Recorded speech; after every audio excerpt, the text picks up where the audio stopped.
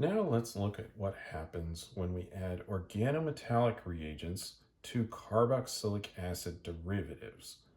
And we're not going to add these to carboxylic acids because that would not work. Carboxylic acids are acidic and organometallic reagents are not compatible with H plus reagents. But those carboxylic acid derivatives like acid chlorides, esters, acid anhydrides, those will exhibit the reactivity that we're going to explore here. So let's start off with an ester. And I'm going to pick methyl butanoate.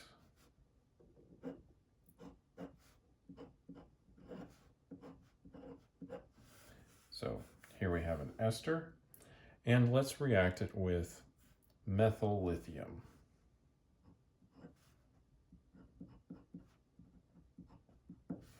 And of course we'll need an appropriate solvent for this, and some kind of ether will work.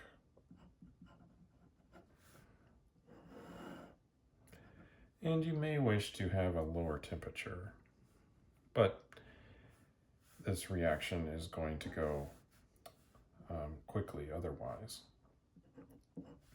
And then after this reaction is over, we'll need an acid workup. So I'll just write H3O plus to indicate acid workup. Now, when we do this, this will add to the carbonyl, and then our leaving group right here, the alkoxide, methoxide group, is going to depart. And at that point, we would be left with a methyl group on the ketone. So we would be left with 2-pentanone. Well, 2-pentanone will also react with the organolithium reagent, and we'll get another addition, and then that will open it up and form an alcohol there. So what we'll see is there will be 2 equivalents of the organolithium reagent added. So the acid workup step will produce the proton right here on this alcohol.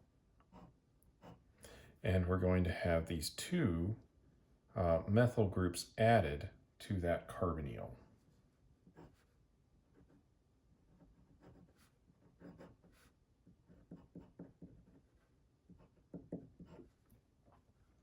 Now, we'll see similar reactivity from acid chlorides and Grignards, or esters and Grignards for that matter, but my example is including an acid chloride.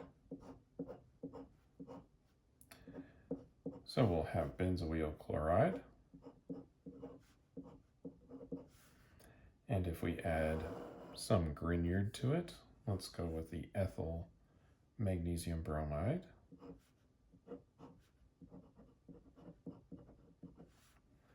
And of course we would need an ether solvent. And then again, we'll need an acid workup.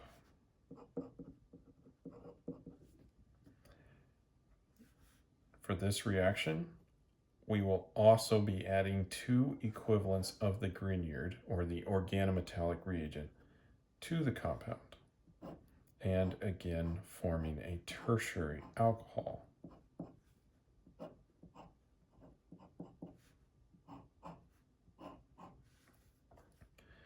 So 2 equivalents of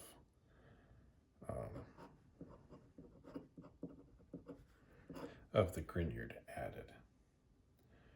Now, the mechanism for these are essentially identical. The only thing that's changing is the leaving group.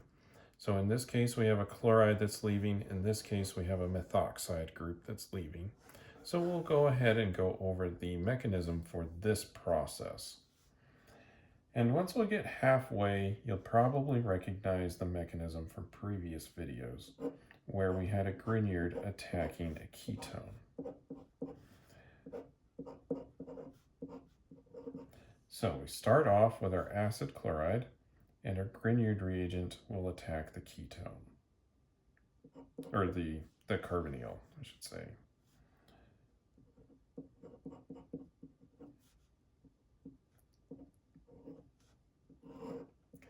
So there's our initial attack. Electrons move up onto the oxygen, and next we have this intermediate, which will probably be very shortly lived. So negative charge up on the oxygen, chlorides here, Grignard reagent now bonded to the carbon there. Now we'll collapse this back down, just like a lot of the other reactions that we've explored. And in this case, we will form a ketone.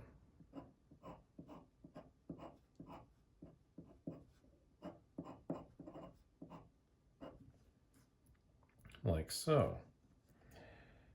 Now, there is additional Grignard in the reaction. And so we have a ketone, and Grignards react with ketones, so we're going to further react this.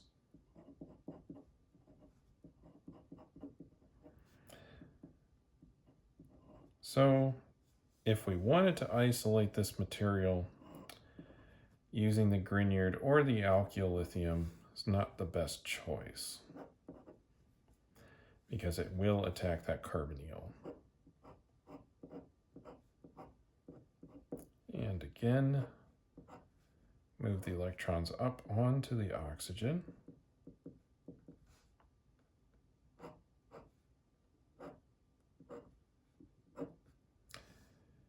And then at this point, we don't have any other leaving groups that could depart, and so we'll just be looking at our acid workup step.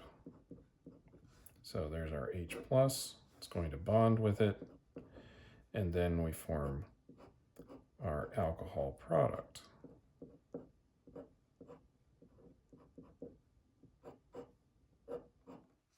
Like so. Now, in general, alkyl lithium and Grignard reagents will produce tertiary alcohols from acid chlorides, acid anhydrides, which is an example that I did not show, but it will also react with acid anhydrides, and esters. We will not see that reactivity from carboxylic acids because they're acidic and it will destroy the organometallic reagent before other reactions can happen. Also, amides are much less reactive than these groups, esters, acid anhydrides, and acid chlorides, and so they do not react readily. They are also somewhat protic, so you'll have difficulty there as well. Now, I mentioned that this ketone will continue to react and form the tertiary alcohol. And of course, the same mechanism is applying up here with the ester reacting with our alkyl lithium. But what if we wanted to stop at the ketone? Well, there's a reagent that we could use. We need an organometallic reagent that is not as nucleophilic, not as strong. And we've talked about one of these before. It's our lithium dialkyl cuprates.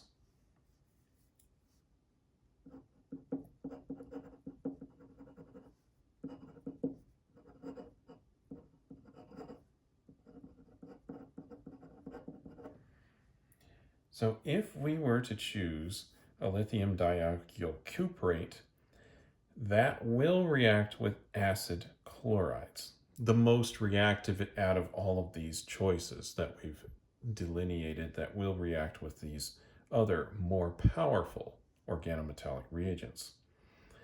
It will not react well with esters or acid anhydrides. So if we go back to our benzoyl chloride which is an acid chloride. And we react this with our lithium dialkyl cuprate. In this case, we'll choose the propyl group.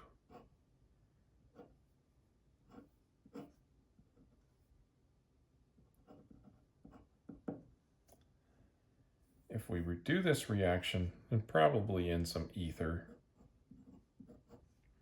like diethyl ether or THF, then we'll stop at the ketone.